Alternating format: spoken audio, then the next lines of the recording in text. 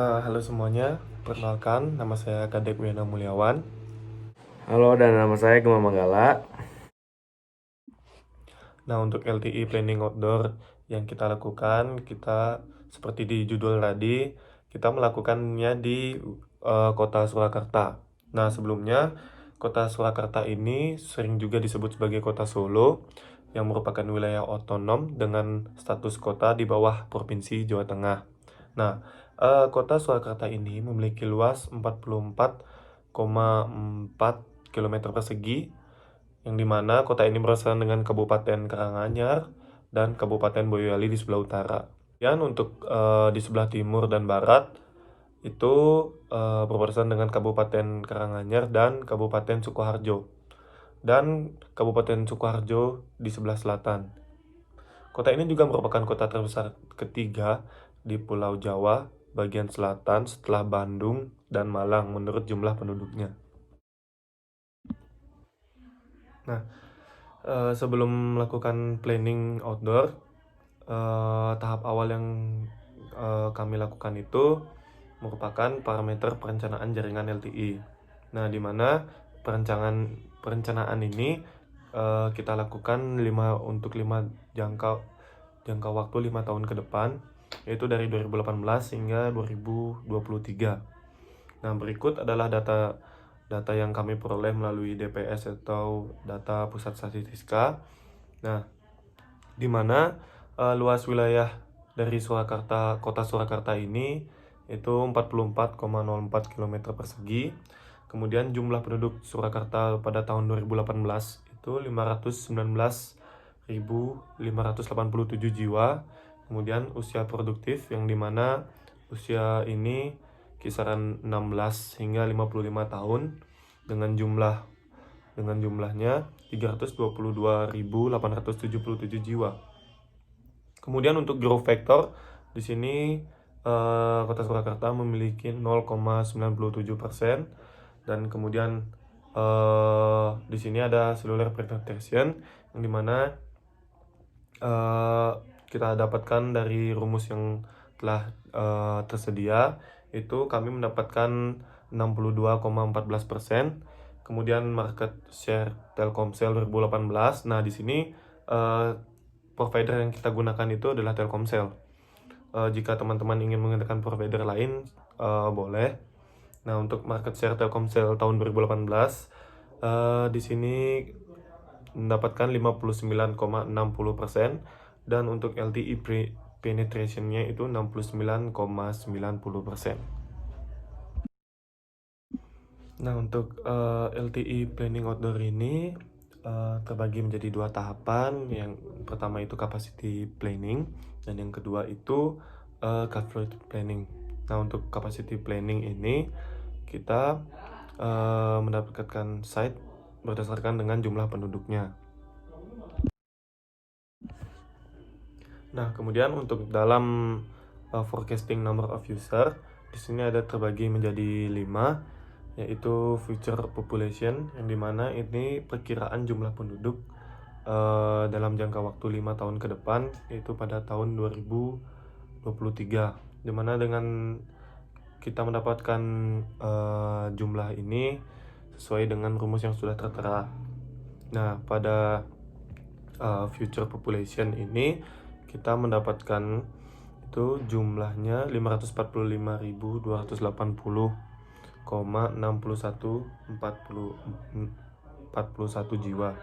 Kemudian untuk penduduk produktif itu mendapatkan 334.843,2906 jiwa. Nah, untuk operator market share itu 324.987,246 jiwa, dan untuk LTE provider user itu 227.166,0849 jiwa, dan yang terakhir itu untuk kepadatan penduduk kita mendapatkan 51.058,176.316 jiwa per km persegi. Nah, untuk mencari throughput per session itu didapatkan dari hasil yang berdasarkan dengan semua layanan yang terdapat pada jaringan LTE.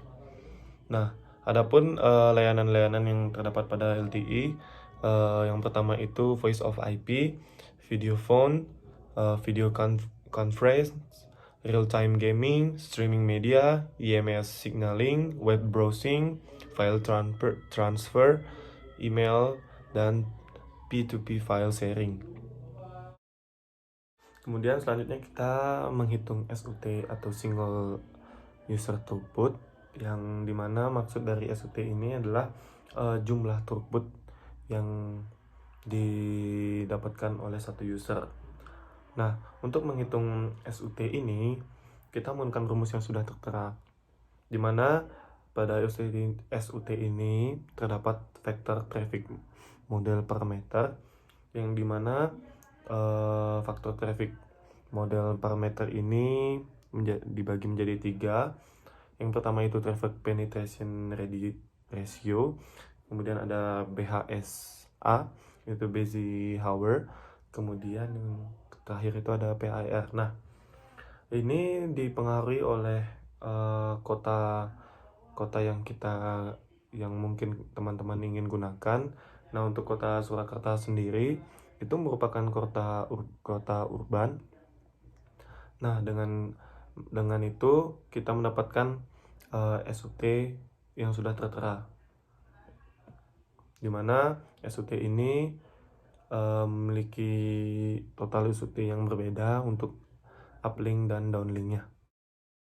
Nah, selanjutnya kita menghitung network throughput yang untuk IP layer, kemudian ada network throughput yang untuk MAC layer.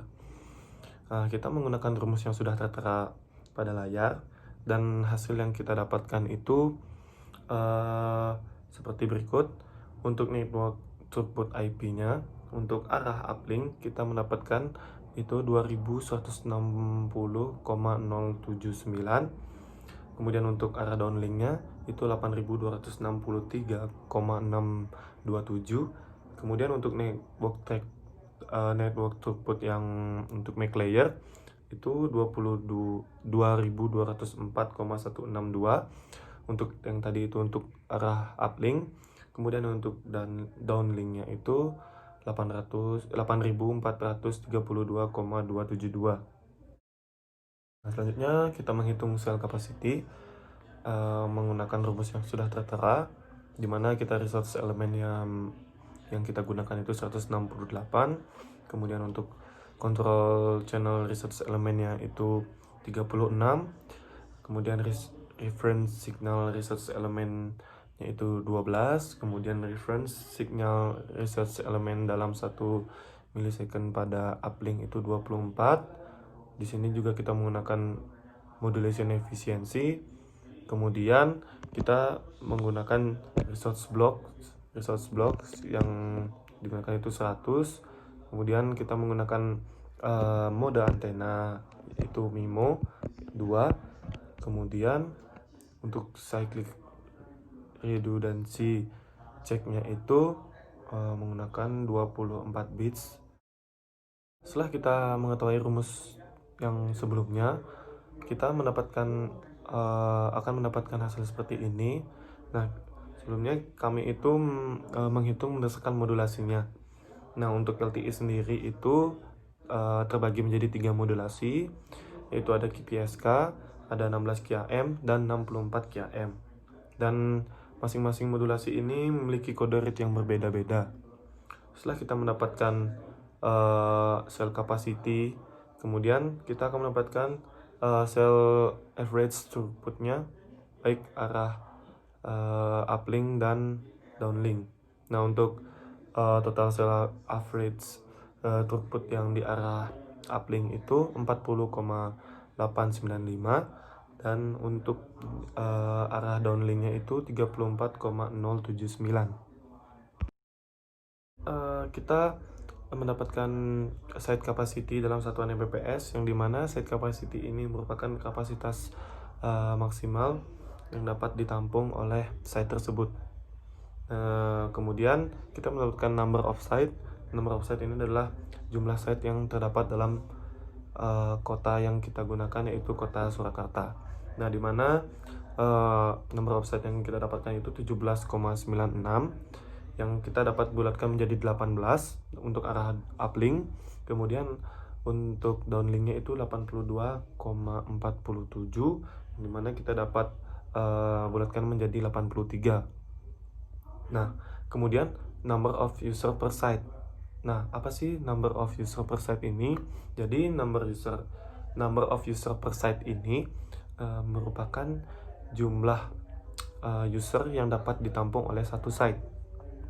Nah, untuk arah uplink kita mendapatkan jumlah yaitu 12.644,49.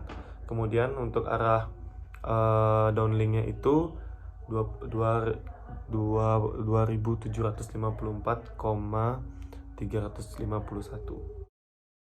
Ya, setelah perhitungan capacity planning, kita juga harus menghitung secara coverage planning.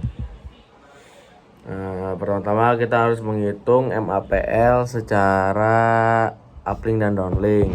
Nah, untuk setelah perhitungan untuk downlinknya dapat di MAPL 134,777 dB, dan pada uplink mendapatkan MAPL sebesar 129,746 dB. Next, kita harus menentukan spesifikasinya karena vendor yang kita gunakan itu adalah Telkomsel. Jadi frekuensi itu 1800 MHz, bandwidth 20 MHz. Lalu kita memplotkan tinggi anode B-nya itu sebesar 30 meter dan tinggi user equipment ya 1,65 meter.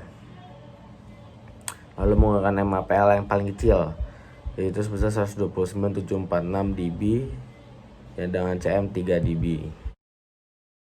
Selanjutnya kita melakukan perhitungan untuk menentukan AHR dan D atau radiusel dengan menggunakan rumus propagasi cos 231, maka mendapatkan AHR 0,3346 dan D atau radiusel 0,6528.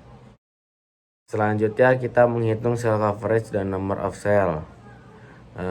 Jadi hasilnya itu setelah perhitungan cell coverage dapat 1,914453 km, number of cell 23,00 site, cell coverage yang menggunakan ATO itu 2,945 km, dan number of cell 14,953. Berdasarkan perhitungan jumlah site pada sisi coverage dan capacity planning, maka jumlah set yang dirancang dalam aplikasi adalah jumlah set terbanyak, yaitu 83 site. Ini adalah selanjutnya hasil simulasi. Jadi kita bisa lihat di depan ini ada peta Surakarta yang sudah diplot di atol sebanyak 83 site. Nah, selanjutnya adalah hasil dari simulasi base signal level dengan mean min 46,74 dan standard deviation min 26,6. Berikut adalah hasil coverage by signal downlink. Sekian presentasi dari kami, kurang lebihnya mohon maaf. Semoga ilmunya bermanfaat. Selamat pagi, siang, dan sore, dan malam.